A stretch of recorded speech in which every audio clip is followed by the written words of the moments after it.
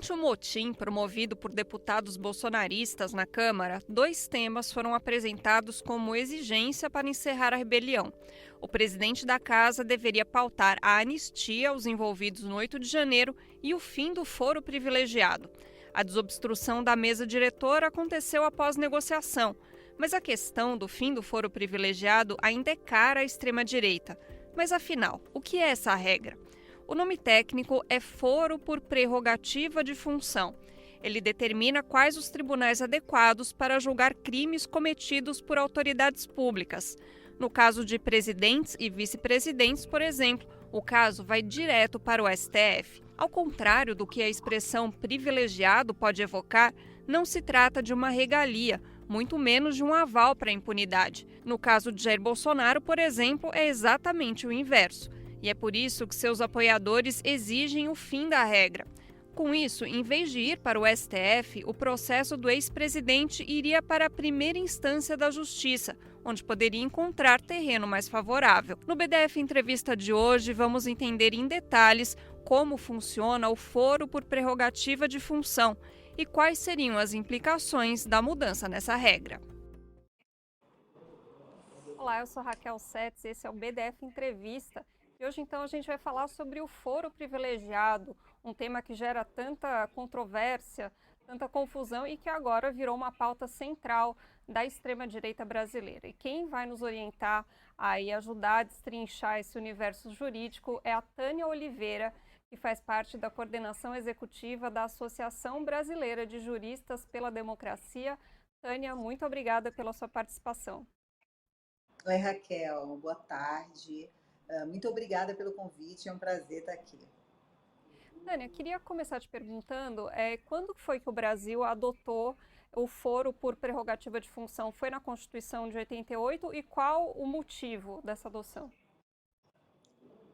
Não, na verdade, o foro por prerrogativa de função existe no nosso ordenamento jurídico brasileiro desde a Constituição de 1824.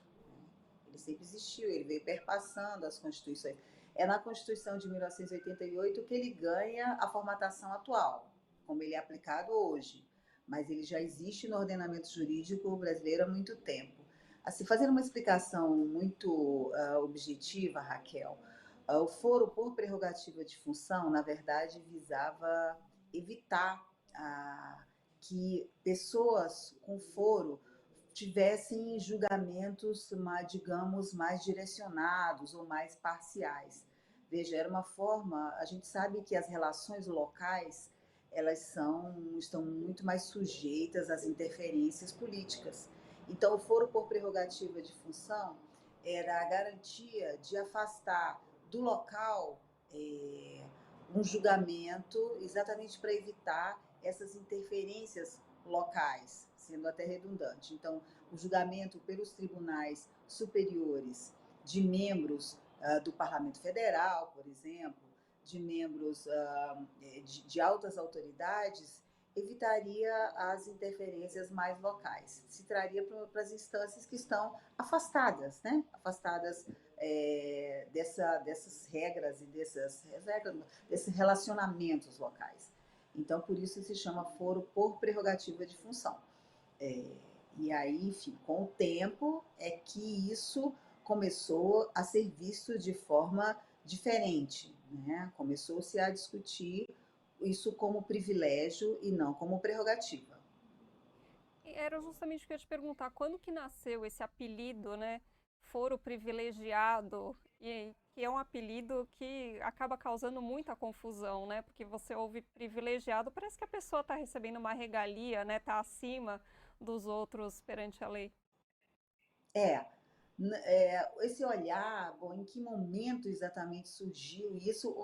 Eu não saberia dizer em que momento existiu. Houve diversos momentos da história política em que isso acabou virando um debate, exatamente pela compreensão geral assim, da sociedade, refletida no Congresso Nacional e vice-versa, de que as pessoas, os membros de mandato, os possuidores de mandato, por exemplo, eles são tratados de forma diferente da população em geral. A população em geral é submetida a um julgamento lá na primeira instância, pelo juiz singular.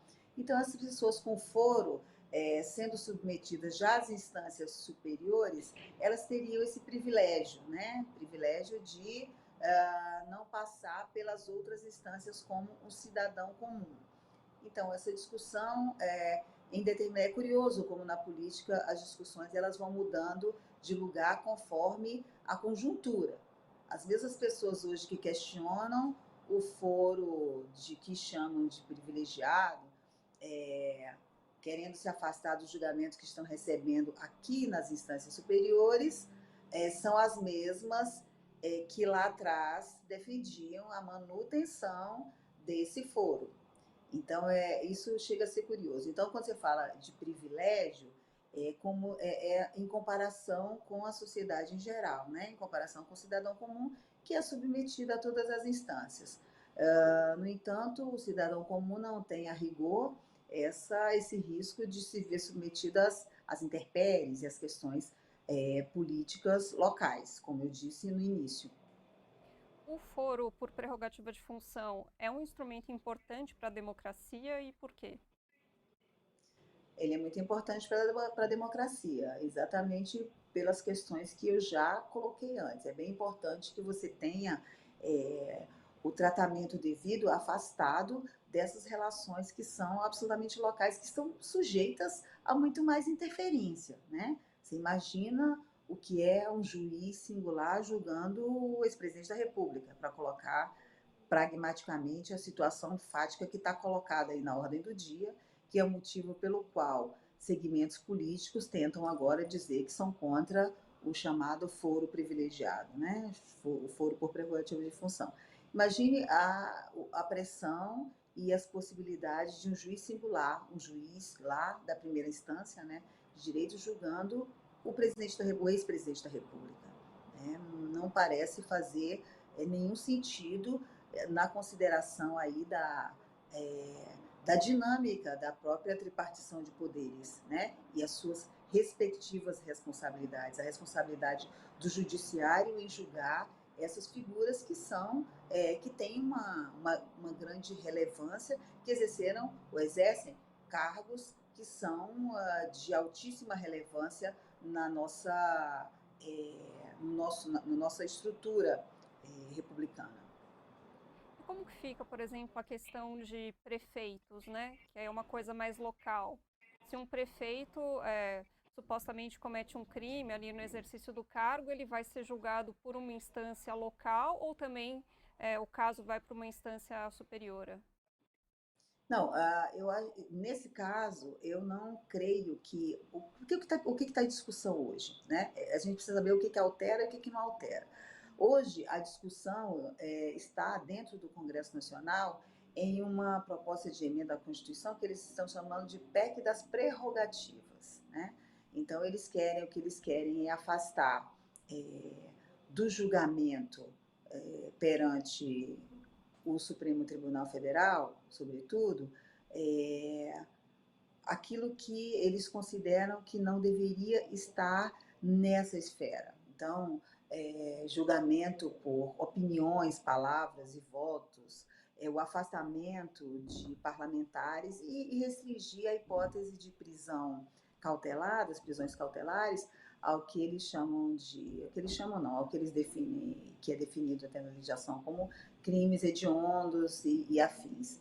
Então, assim, nesse quesito, essas autoridades que estão no âmbito dos estados ou no âmbito da municipalidade, não haveria alteração, né? Pelo que está colocado no debate de hoje no Congresso Nacional. Na verdade, sim, acho que o debate ele ganha contornos assim muito de ocasião e muito oportunistas, porque, sobretudo, você colocar no debate hoje que o julgamento, por opiniões, palavras e votos, como eles colocam no texto da PEC que está em debate agora, dizendo que vai ser pautado, enfim, ele já ganha uma subjetividade gigante, né? Porque o que alguns entendem como opinião e palavras não são necessariamente opiniões, né? São crimes de ódio, que é o que tem sido considerado pelo Supremo Tribunal Federal, por meio de diversas manifestações dessas pessoas que estão sendo levadas a julgamento lá. Você comentou, né, que agora a extrema-direita adotou essa questão do fim do foro privilegiado por uma questão de ocasião, né, do julgamento do Bolsonaro. Mas a senhora percebe aí, ao longo da história, essa questão do fim do foro privilegiado sendo usada por diferentes matizes políticos de acordo com seus interesses momentâneos? Sim, com certeza. Em determinado momento, essa discussão do fim do foro privilegiado também teve o apoio de segmentos que hoje não têm mais essa compreensão. Quando eu falei que essa comparação de chamado de foro privilegiado é uma comparação que é feita com o cidadão comum, eu estou dizendo, por exemplo, o seguinte: segmentos da esquerda brasileira, por exemplo, já defenderam o fim do foro por prerrogativa de função, entendendo que era um privilégio sob esse espectro, de entender que, conquanto tenham mandatos eletivos, enfim, ou altas funções, todos os cidadãos devem ser julgados da mesma forma, nas suas diversas esferas, nas diversas esferas do Poder Judiciário. Então, havia essa compreensão, houve em determinado momento. Então, naquele momento, assim, eu entendo que não se tratava de uma posição de ocasião, era uma discussão colocada para nivelar e igualar os detentores de mandato ou exercentes de altas funções com o cidadão comum, né? O problema é que agora, hoje, esse debate virou um debate. Por que eu disse que virou um debate de ocasião? Porque é muito claro que os defensores da chamada anistia, enfim, estão tentando arrumar uma outra forma de chegar ao mesmo fim. Tânia, vamos supor uma situação, né? Vamos supor que o Congresso aprove a. Ai, desculpa, gente, vamos de novo. Eu me confundi toda aqui.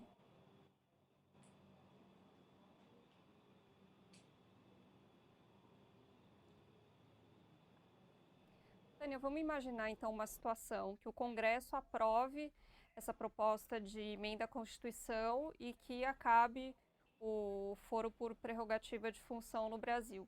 Isso teria algum impacto sobre o julgamento do Bolsonaro, pensando que esse é um processo que já está em curso no STF, já tem o julgamento marcado? Poderia haver uma mudança retroativa em relação a isso?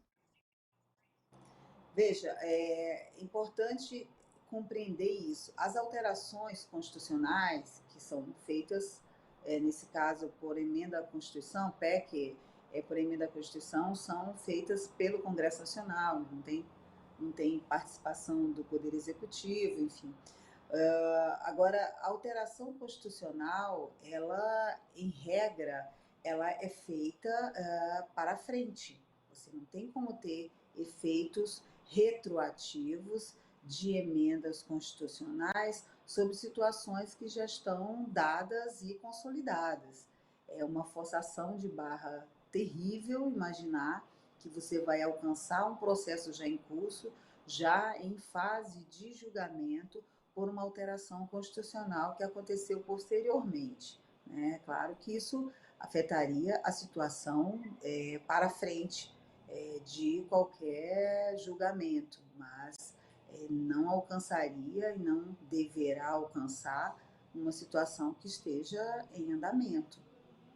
Então é todo um dispêndio de energia, talvez um pouco inútil da parte da extrema-direita? Eles apostam nesse conceito mais geral, porque a lei penal, como regra, ela retroage em benefício do réu. É um princípio até, né, de direito penal. Então, eles com certeza apostam que, em alterando a Constituição, vão alcançar, sim, o julgamento que está acontecendo do ex-presidente da República. Mas você tem toda uma sedimentação e uma construção jurisprudencial e uma afirmação do que é a melhor interpretação da Constituição, que esse julgamento deve ocorrer no Supremo Tribunal Federal. Houve inclusive também todo um processo de discussão, até se chegar a esse entendimento de que mesmo após o fim dos mandatos e o fim da situação que levava essa pessoa a ter o foro por prerrogativa de função, que o julgamento permaneceria no Supremo Tribunal Federal. Uma vez feita toda essa construção jurisprudencial, não há que se falar em alterar isso por uma questão factual e totalmente de ocasião, que é uma alteração feita nessa circunstância dentro do Congresso Nacional. Até porque, ao fim e ao cabo, quem interpreta a Constituição é o Supremo Tribunal Federal. Quem diz efetivamente da aplicação das alterações à Constituição Federal é o próprio Supremo Tribunal Federal. Pode ser, então, uma tentativa de criar um certo tumulto aí envolvendo o caso da trama golpista? Não, evidentemente, nós temos, para nossa infelicidade, criada por esse segmento chamado extrema-direita, uma grande instabilidade na relação entre os poderes, né? No momento em que essas pessoas passaram a confundir o que é liberdade de expressão, usaram o princípio fundamental e constitucional da liberdade de expressão de forma tacanha até para expressar os seus discursos de ódio e as suas práticas completamente antidemocráticas e atentatórias ao Estado Democrático de Direito, dizendo que isso, na verdade, faz parte das suas liberdades.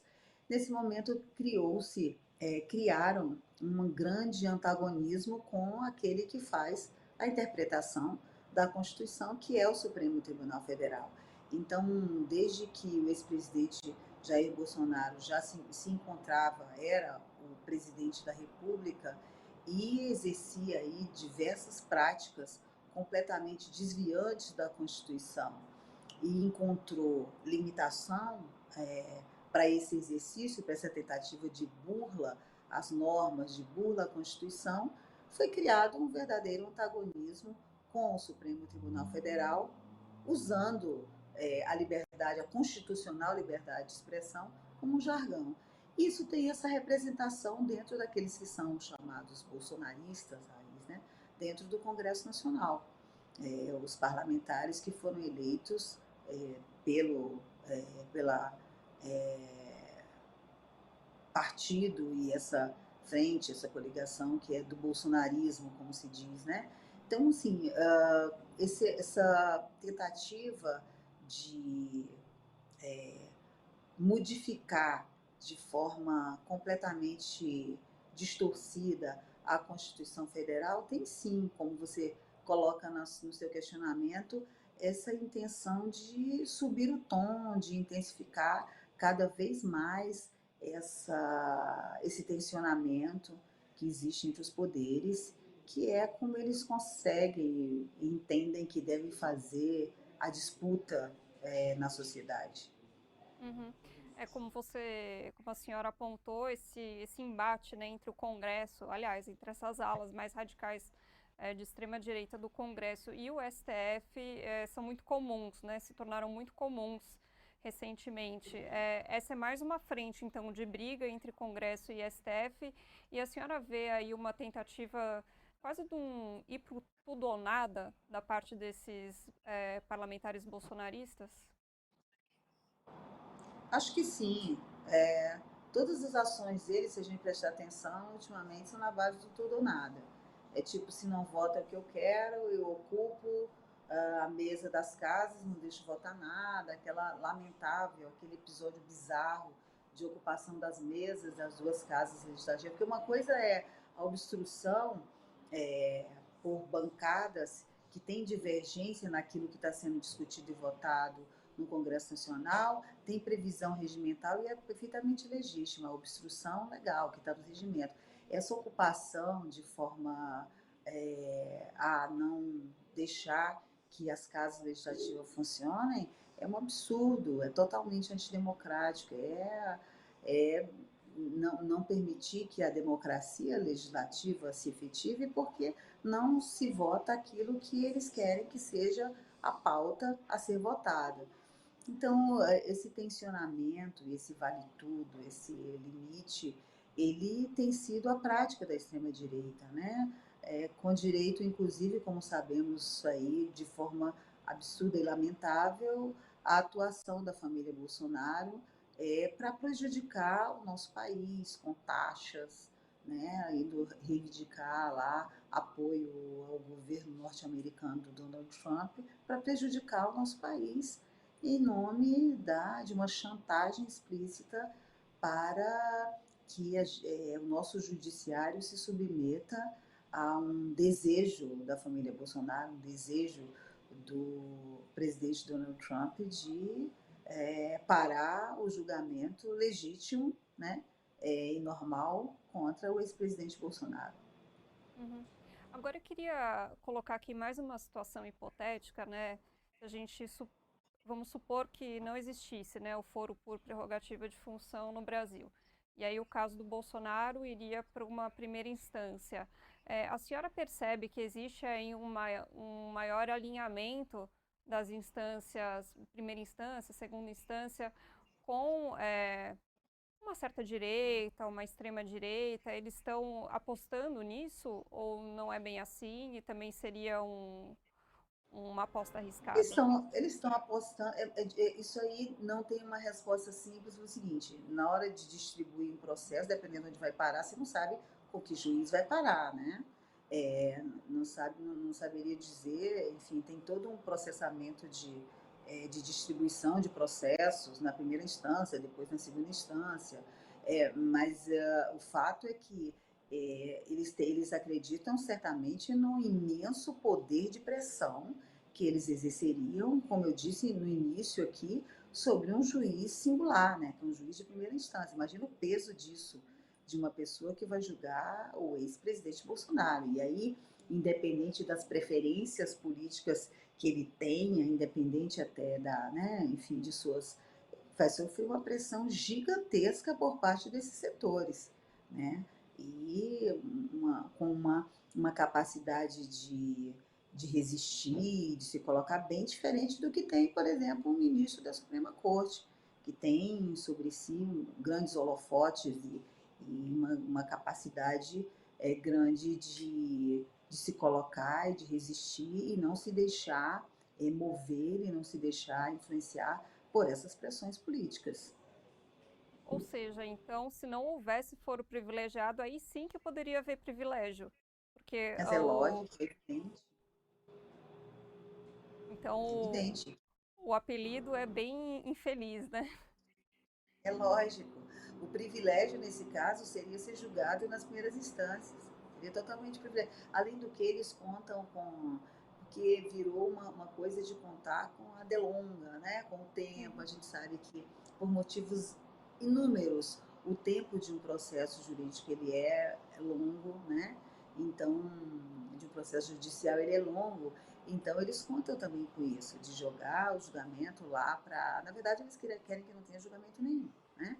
Mas jogar o julgamento lá para a primeira instância é contar que efetivamente ele se perca com o tempo, né? Que não aconteça e com, enfim, e com essa possibilidade de pressão gigantesca que se exerce sobre um juiz de primeira instância. E lá no Congresso, agora a esquerda, obviamente, é contra, né, o fim do foro por prerrogativa de função, mas o Centrão também se posicionou contra, né? E é interessante porque tem vários processos sobre orçamento secreto que estão sendo julgados pelo STF e o Centrão é muito envolvido, né, com o orçamento secreto. Como que está essa movimentação dentro do Congresso a respeito dessa pauta? Eu acho que tem muita divisão nessa pauta. Eu não sei se fora assim, que obviamente a esquerda por questões até óbvias de entender qual é esse movimento e o que se está pretendendo com isso. Tem posição contra, mas nesse grande aglomerado aí chamado Centrão, eu acho que tem divisão de posições, sabe?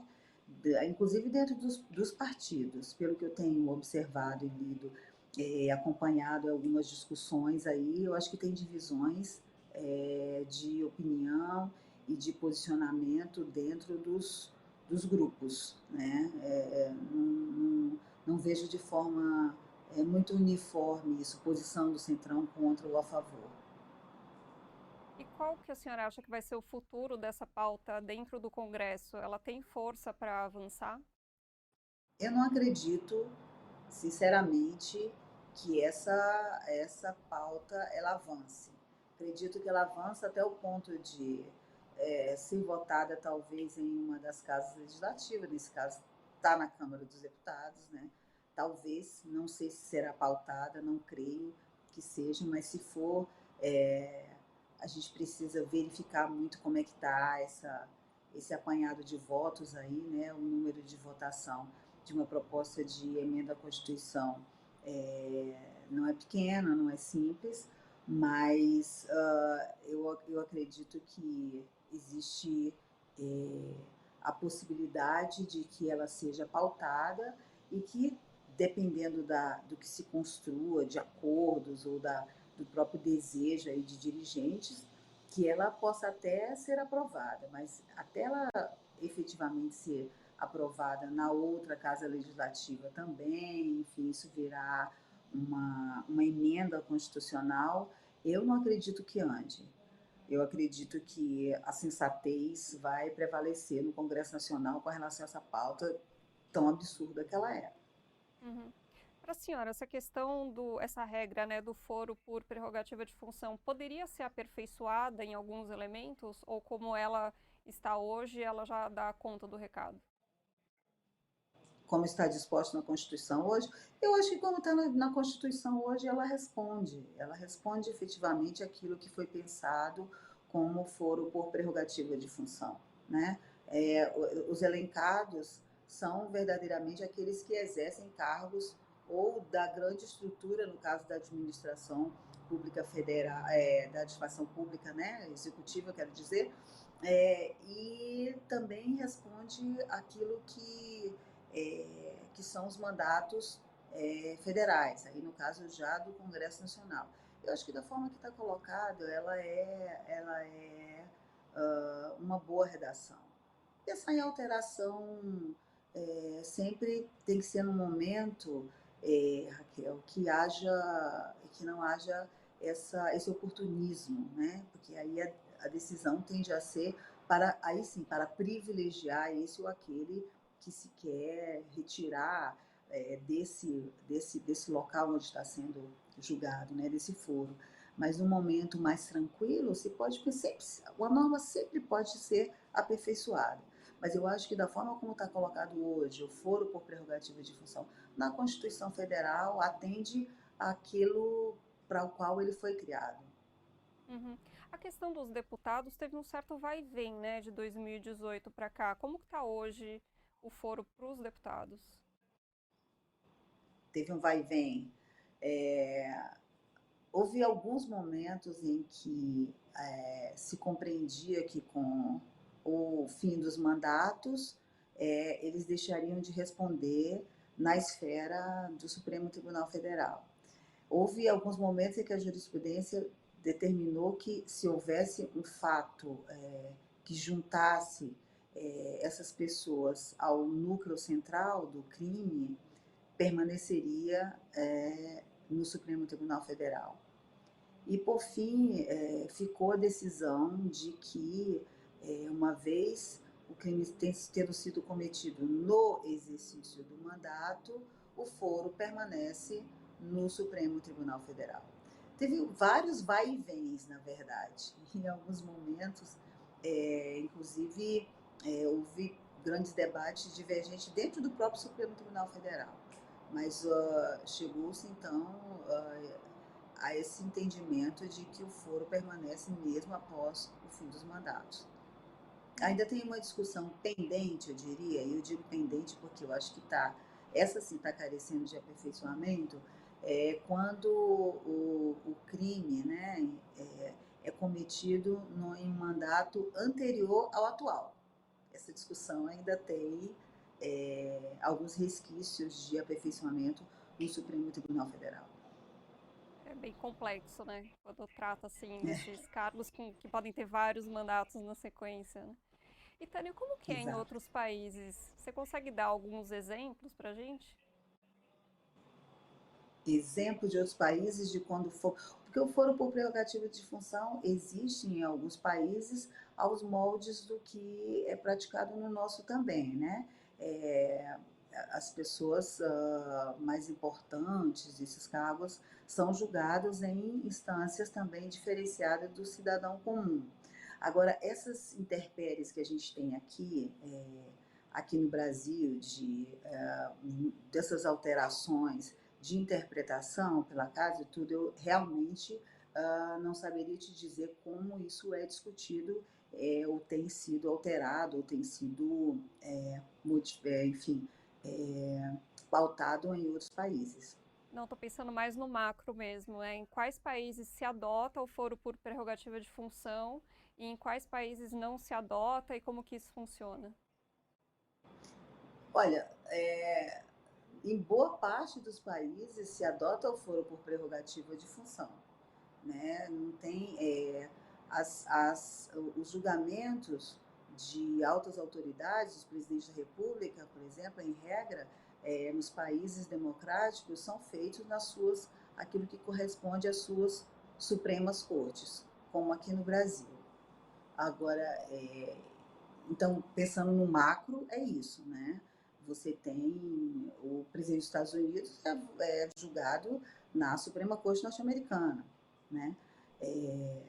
Agora você tem, quando eu falei que a diferença dessa alteração, quando se deixa de exercer o mandato ou quando se mantém no mandato, é que realmente não tem uma alteração de jurisprudência como nós temos aqui, de manutenção. Então, por exemplo, nos Estados Unidos, quando o presidente deixa de ser presidente, aí ele não é mais julgado na Suprema Corte. Aí ele é julgado em cortes inferiores. E não se tem notícia de alteração dessa premissa por lá. Diferente daqui, que já teve esse vai e vem. Na Europa também existe foro por prerrogativa, como é? Na Europa, não, não sei. Isso aí eu realmente não tenho mais informações a respeito de como isso é processado nas cortes europeias, não. Uhum. Bom, agora saindo só um pouquinho do tema, mas como o julgamento do Bolsonaro já está previsto aí para começar, né, pelo menos no dia 2 de setembro, o julgamento do ex-presidente Jair Bolsonaro e de outras pessoas que faziam parte ali do primeiro núcleo da trama golpista, pelo que a senhora viu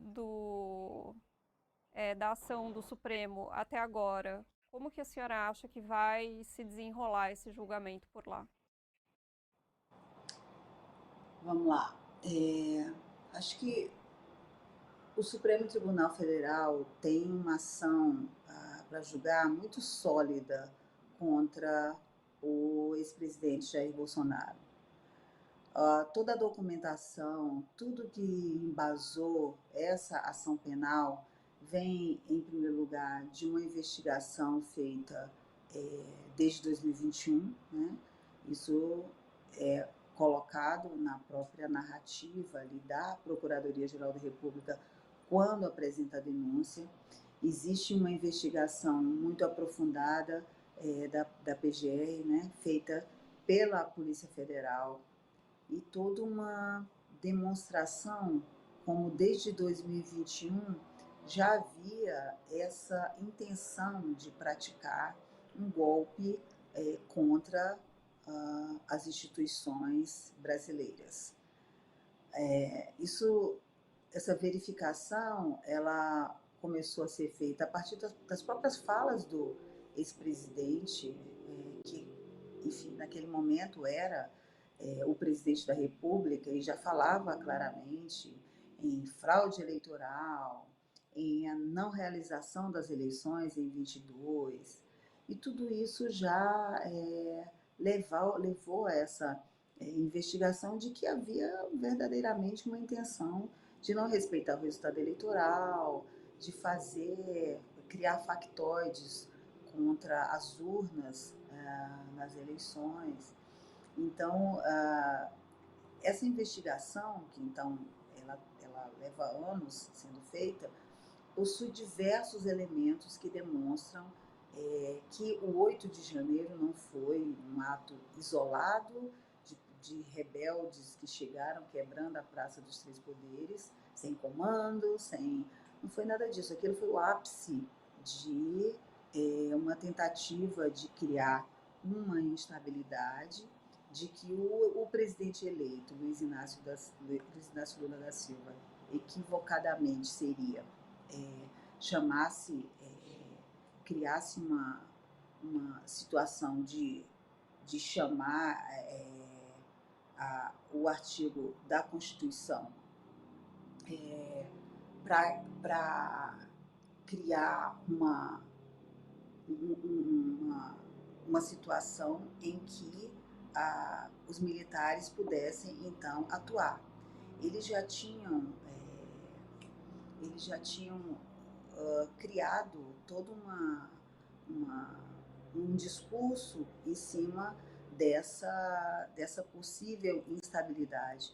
Então, o 8 de janeiro, ele acabou sendo o ápice de um golpe que veio sendo construído desde que o ex-presidente Bolsonaro estava no poder, para concluir em que, sendo derrotado nas eleições de 22, como de fato foi, ele não respeitasse o resultado eleitoral e criasse uma situação de instabilidade para retornar ao poder pela via aí das Forças Armadas, né?